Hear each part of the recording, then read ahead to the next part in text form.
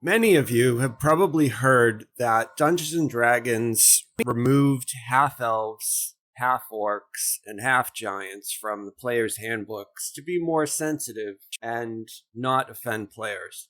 Daybreak recently decided to remove wild men from every quest where they appear in DDO. We shall therefore take a deep dive into the mythology of various motifs, such as elves, orcs, and wild men, and look at the origins of these motifs and how retconning, that is, removing them, redacting them out, will impact the secondary fantasy world of Dungeons and Dragons. We'll start then with elves and dwarves, which come to us from Old Norse mythology, though likely existed as a motif before that. They can be found in the 13th century in Europe. There was writing about black elves, dark elves, and light elves as they interacted with the Norse gods Thor and Loki. In Norse mythology, there is a poem referring to the sun as an elf disc. Elves can also be found in Danish, Swedish, Norwegian, Icelandic, German, and British mythology, though in England they were more akin to fairies, like we see in A Midsummer Night's Dream. That's right. Shakespeare himself wrote about elves. Hobbits and halflings come to us mostly directly from J.R.R. Tolkien, from The Hobbit and The Lord of the Rings. But before those books, references to the motif came to us from a Scottish phrase, Halflin, which was used to describe an awkward child that was neither grown nor very young. Another word for this was also hobbledehoy, which meant awkward child.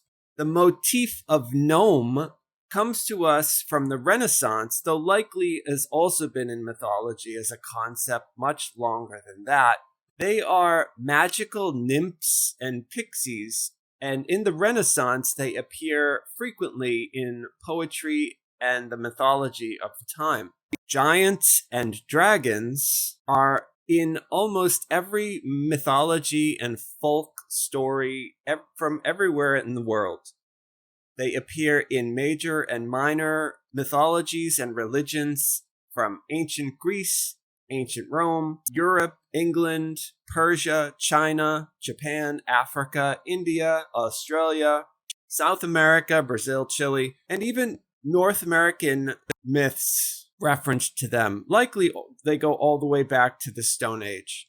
Goblins as a motif were first written about in France in 1195, though likely they existed as a motif for much longer. References can be seen to goblins in ancient Greek and Roman mythology. They were small, roguish monsters that often appeared in the folklore of Europe, going back to the Middle Ages. Other terms for goblin were hobgoblin, brownie, fae, kobolds, leprechauns, imps, gnomes, dwarves. In Korea, they were referred to as the folk creature called dokebi. In South African mythology, they were called tikaloshi.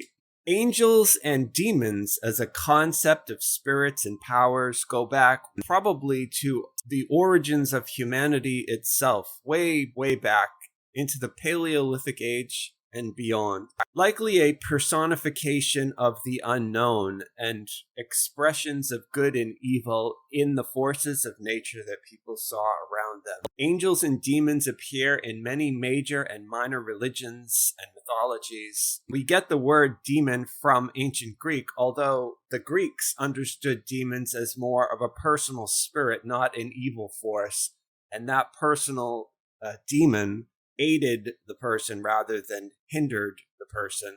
But all of the ancient world mythological systems mention these motifs.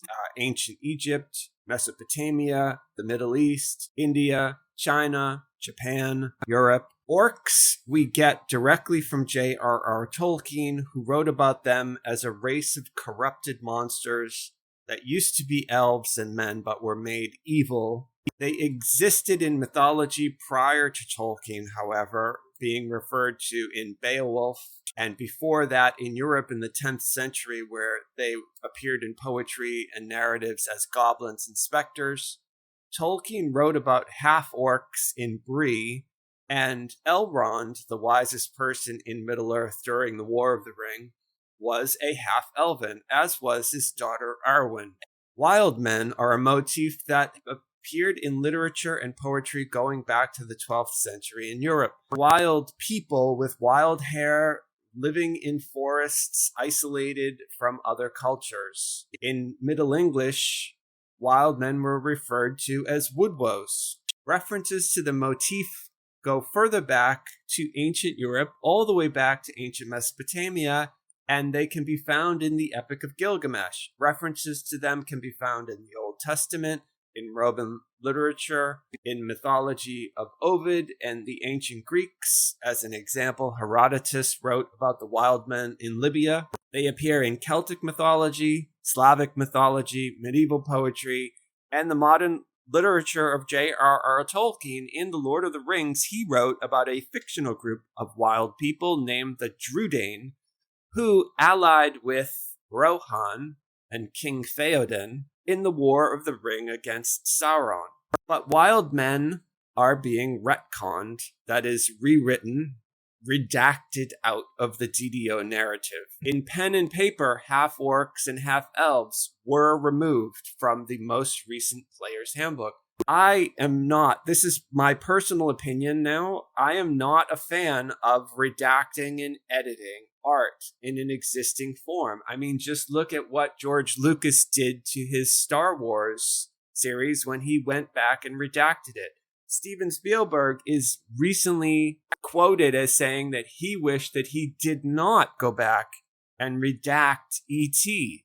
This move by companies that own art to redact art is, from my personal opinion as an artist myself, inherently flawed, and it is a direct put down of free expression. Jung wrote about primordial archetypes, motifs and symbols that appear in the art created by artists all over the world in cultures that have never even met. Yet the artists were telling the same stories using the same motifs, and how is that possible? Jung theorized that humans are able to recognize motifs because our minds, our conscious understanding that we perceive, is all connected. Therefore, the free expression of art is where we as thinking, feeling creatures express ourselves and question the injustices of life, the callousness of the universe, as an example. Without artists being able to freely express and create art that they see, these secondary worlds, nobody told George Lucas what to see when he envisioned his universe. Nobody told J.K. Rowling what to see when she envisioned her universe.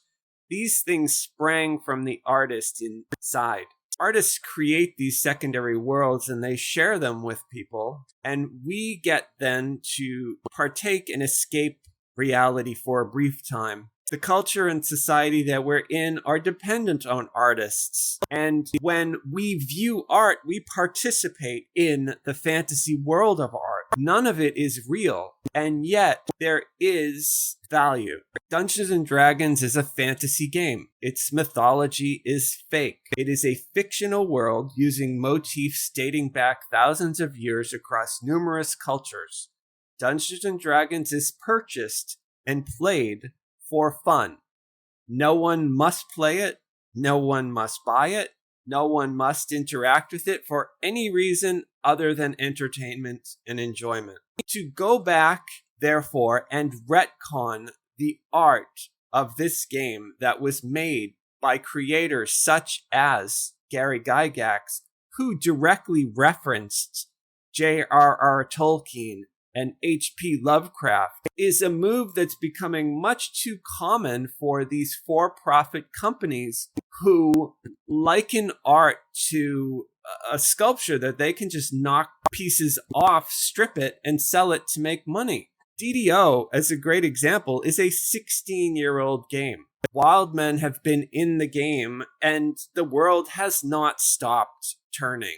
People have still played it. Perhaps someone somewhere in some financial meeting thinks maybe because wild men are in the game that they're not making as much money as they could if they were not. But to me, personally, I believe it is a massive waste of time to go back and rewrite the story. What would be a better use of the time, resources, and money that Daybreak Studio puts into Dungeons & Dragons Online would be fixing the lag issues and writing new story content, coming up with new adventures in a lag-free gaming environment. This is my opinion. I do not speak for anyone but me. Feel free to disagree with me. It's important to have an opinion, and it is important to think. If we start removing elements, where do we stop? How many of the creatures in Dungeons & Dragons will need to be purged? Who can say? Greedy dragons? Bearded dwarves? Hungry fat halflings? Murderous trolls? Think about it. Pretty elves are good. Ugly orcs are evil. But isn't that wrong to say?